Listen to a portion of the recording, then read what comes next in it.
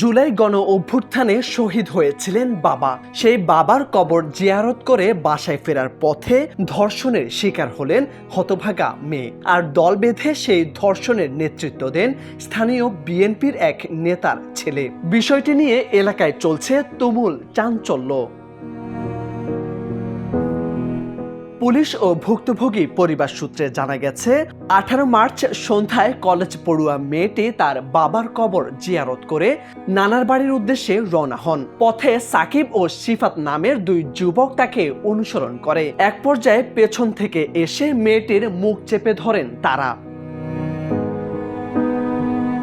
এরপর পাশের জলিল মুন্সির ভিটা বাগানে নিয়ে যায় ওই তরুণীকে। সেখানে তারা মেয়েটিকে পালাক্রমে ধর্ষণ করে। শুধু তাই নয়, ধর্ষণের ছবি ও ভিডিও ধারণ করে তা সামাজিক যোগাযোগ মাধ্যমে ছড়িয়ে দেওয়ার হুমকি দিয়ে সটকে পড়েন তারা।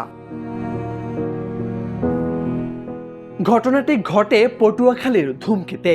বৈষম্য বিরোধী ছাত্র আন্দোলনে একজন শহীদের কিশোরী মেয়েকে এভাবে রাস্তা থেকে তুলে নিয়ে সংঘবদ্ধ ধর্ষণের অভিযোগ উঠেছে আলগি গ্রামের মামুন মুন্সির ছেলে সাকিব মুন্সি এবং সোহাগ মুন্সির ছেলে সিফাত মুন্সির বিরুদ্ধে।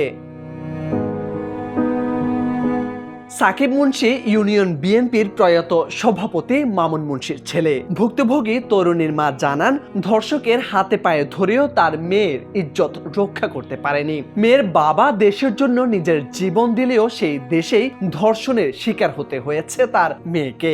এমন লজ্জাজনক ঘটনার বিচার চান তিনি। কিসের উদ্দেশ্যের জন্য আমার এই দেশের জন্য প্রাণ দিল আমার স্বামী, কিন্তু দেশ লড়াই করতে যাইয়ে আমার স্বামী প্রাণ দিয়ে গেল। তার সেই শহীদের মেয়ে কেন এভাবে করলো?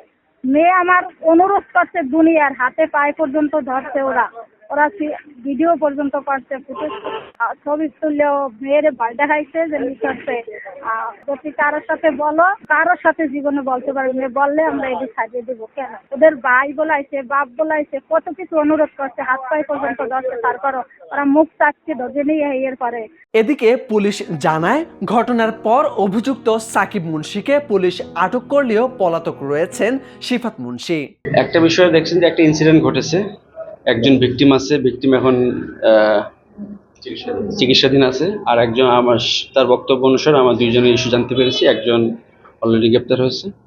যে এটা তার বাবার বা তার পরিবারের যে আত্মত্যাগ এই দেশের জন্য, এটি আমরা শ্রদ্ধাভরে স্মরণ করি। অত্যন্ত দুঃখজনক এবং একটি ঘটনা।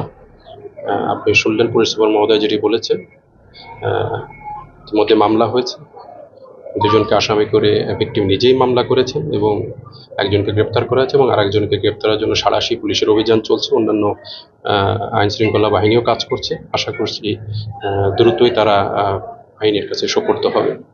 এ ঘটনায় পুলিশ আরো জানায়, থানায় মামলা প্রক্রিয়াধীন রয়েছে। অভিযুক্ত অপর আসামি সিফাত মুন্সি এখনো পলাতক। তাকে আটকের চেষ্টা করছে পুলিশ।